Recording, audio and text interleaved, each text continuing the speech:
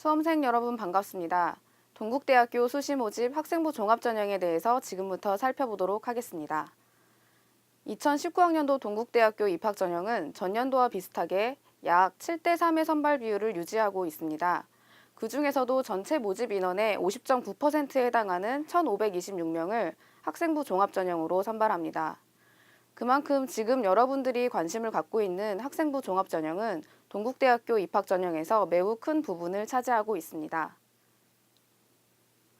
동국대학교 수시 모집에는 학생부 종합, 논술, 실기, 크게 세 가지 유형의 전형이 있습니다. 전년도와 동일하게 논술 우수자 전형을 제외한 모든 전형에서 수능 최저학력 기준을 적용하지 않습니다.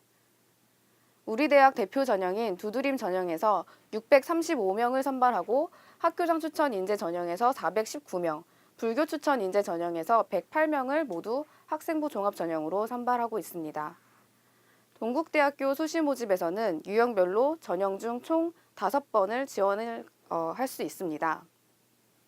학생부 종합 전형에서 두드림 1회, 학교장 추천 인재 1회, 불교 추천 인재 및 고른 기회에서 1회가 가능하며 논술, 실기에서 각 1회씩 지원이 가능합니다. 곧 다가올 수시 모집 원서 접수 전에 여러분에게 맞는 전형이 무엇인지 적극적으로 탐색할 필요가 있습니다. 학생부 종합전형의 전형 방법 역시 전년도와 동일하게 유지하였습니다. 학생부 종합전형에서 가장 많은 인원을 선발하는 두드림 전형은 수능 최저 학력 기준 없이 1단계 서류 종합 100%로 3배수를 선발하고 2단계에서는 1단계 성적 70%의 면접 30%를 반영하여 최종 선발합니다. 모집 단위가 큰 일부 학과는 1단계에서 2.5배수를 선발합니다. 해당 학과는 수시 모집 요강을 통해서 꼭 확인해 주시기 바랍니다. 제출 서류는 학교생활기록부와 자기소개서입니다. 두드림 전형의 전형 방법은 불교 추천 인재 전형과 고른 기회 전형에도 동일하게 적용이 됩니다. 두드림 전형과 다른 점은 지원 자격에 있습니다. 불교 추천 인재 전형은 동국대학교의 건학 이념을 이행하고자 하는 전형으로 대한불교 조계종 사찰 주지스님의 추천 혹은 종립학교장의 추천이 필요한 전형입니다. 추천서의 내용은 서류평가의 요소로 포함되지 않습니다.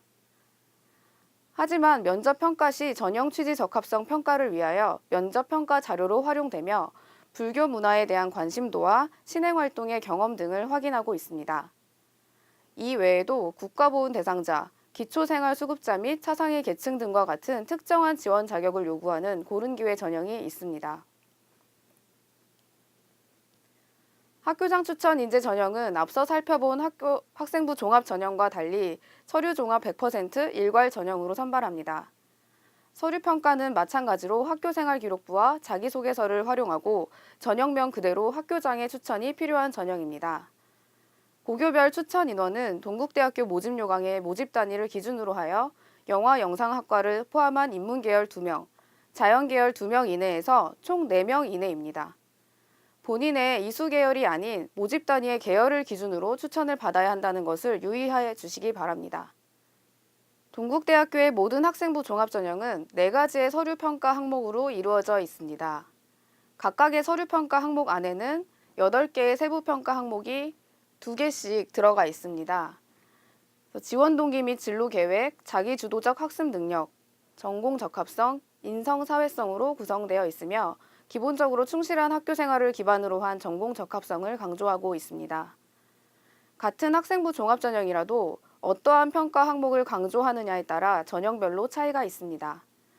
두드림 전형에서 전공 적합성이 40%를 차지하는 반면 학교장 추천 인재 전형에서는 자기주도적 학습 능력이 40%를 차지하고 있습니다. 평가 항목별 평가 방법에 대한 자세한 사항은 학생부 종합 전형 가이드북에서 확인해 보실 수 있습니다. 두드림 전형과 학교장 추천 인재 전형의 차이점에 대하여 좀 더 자세히 알아보겠습니다. 두 전형 모두 교과 성적을 정량 평가하지 않는다는 공통점을 갖고 있지만 지원 자격부터 차이가 있습니다. 두드림 전형은 학생의 주도적인 판단으로 지원할 수 있지만 학교장 추천 인재는 학교에서 추천을 받아야 지원이 가능합니다. 다음으로 두드림 전형은 2단계 면접이 있는 다단계 전형이지만 학교장 추천 인재 전형은 면접 없이 서류평가 100%만으로 선발하는 일괄 전형입니다. 마지막으로 선발하고자 하는 인재상의 차이가 있습니다. 두드림 전형은 자기 주도성에 기반한 전공 역량 및 발전 가능성을 가진 인재를 선발하고자 하며 학교장 추천 인재 전형은 성실성에 기반한 학업 역량과 공동체 의식을 가진 인재를 선발하고자 합니다. 전년도 전형 결과에서도 두 전형의 차이는 교과 등급 현황에서도 두드러졌습니다. 2에서 4등급 사이의 지원자 및 합격자의 교과 등급이 가장 많은 비중을 차지하는 두드림 전형에 비해 학교장 추천 인재는 1에서 3등급대에 많이 분포되어 있었습니다. 하지만 학생부 종합전형은 교과 등급만으로 평가하는 전형이 아니라 학교생활기록부와 자기소개서를 종합적으로 정성평가하는 전형입니다. 따라서 이러한 전형 결과는 전형별 경향성을 파악하는 참고 자료로 활용해야 할 것입니다. 많은 수험생들이 궁금해하는 교과 성적과 서류평가 점수의 관계를 표현한 그래프입니다. 보시다시피 가로축은 서류평가 점수를 의미하고 세로축은 교과 등급을 의미하고 있습니다. 실제 전년도 두드림 전형 인문 예체능 계열에 지원한 학생들의 교과 등급과 서류평가 점수를 보여주는 그림으로서 2에서 4등급 사이에 많은 학생들이 분포하고 있지만 서류평가 점수는 가로로 넓게 분포하고 있는 것을 확인할 수 있습니다. 즉, 아무리 동일한 등급이라도 서류평가 결과는 달라질 수 있다는 점을 보여주고 있습니다. 자연계열 역시 비슷한 경향성을 보여주고 있습니다. 다만 인문 예체능 계열에 비해 다소 좁은 교과 등급 구간에 많은 학생들이 몰려있는 것을 확인할 수 있습니다. 서류평가 요소 중 하나인 자기소개서에 대하여 알아보겠습니다. 학생부 종합전형에서 자기소개서는 선생님들이 작성해 주신 3년간의 사실을 기록하고 있는 학교생활 기록부를 중심으로 배우고 느낀 점, 성장 과정에 학생들의 스토리를 확인할 수 있는 서류입니다. 자기소개서를 작성하는 방법에 대하여 간단히 말씀드리겠습니다.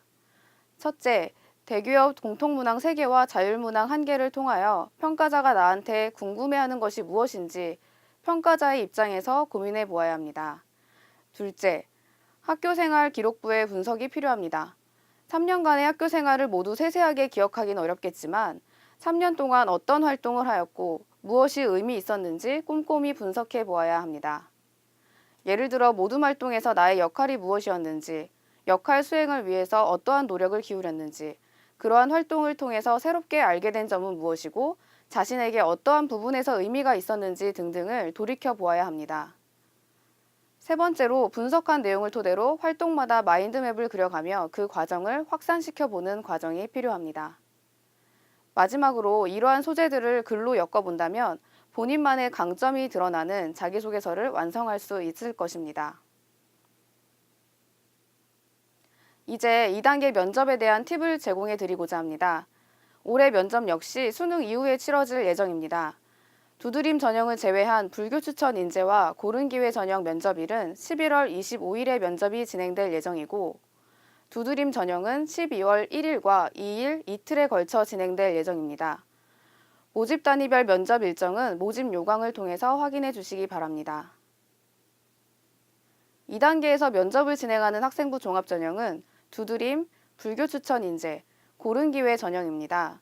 면접은 제출했던 학교생활 기록부와 자기소개서를 기반으로 활동의 진위 여부 및 인성을 파악하는 일반 면접으로 2인의 면접위원이 평가하는 개별 면접의 형태입니다. 별도의 제시문이 주어지거나 교과 지식을 묻는 공통 질문은 없습니다. 다만 제출한 서류 내용과 연관된 교과 지식을 질문할 수는 있습니다. 면접은 10분 이내로 진행이 됩니다. 10분이라는 시간 동안 전형 취지 적합성, 전공 적합성, 발전 가능성, 인성 및 사회성 등을 평가합니다. 1단계 서류평가를 통해 선발된 3배수 인원은 매우 조밀한 분포로 점수가 분포되어 있습니다. 그만큼 면접이 중요한 영향력을 행사하고 있습니다. 전년도 두드림 전형에서 2단계 면접에 응시한 1단계 합격자의 약 30% 정도가 면접평가 결과에 의하여 합격 당락이 뒤바뀌었습니다. 그만큼 면접에 충분한 대비가 필요하다는 것을 알 수 있습니다. 면접 준비 방법에 대하여 간단히 말씀드리겠습니다. 일단 나의 서류를 보면서 예상 문항과 답변을 만들어 보는 것입니다. 본인이 작성한 자기소개서와 학교생활 기록부를 보면서 내가 면접관이라면 이라는 마음으로 예상 질문을 뽑아보고 그에 대한 답안을 만들어 본다면 제출 서류 기반의 면접에 충분히 대비할 수 있습니다. 그 다음으로 지원 전공에 대한 관심입니다. 모든 면접관은 우리 대학, 우리 학과에 들어올 만한 학생들을 선발하고자 합니다. 따라서 본인이 왜 이 학교에, 이 학과에 입학해야 하는지 설득하는 과정이 곧 면접이라는 것을 알고 있어야 합니다.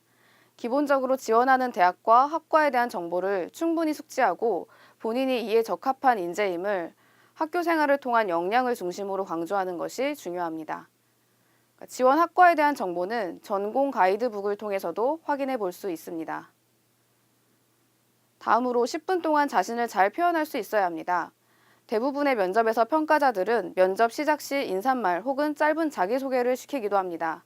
마지막에는 준비했거나 하고 싶었던 말 등으로 마무리하기도 합니다. 이런 짧은 시간 동안 자신을 잘 드러내기 위한 준비가 필요합니다.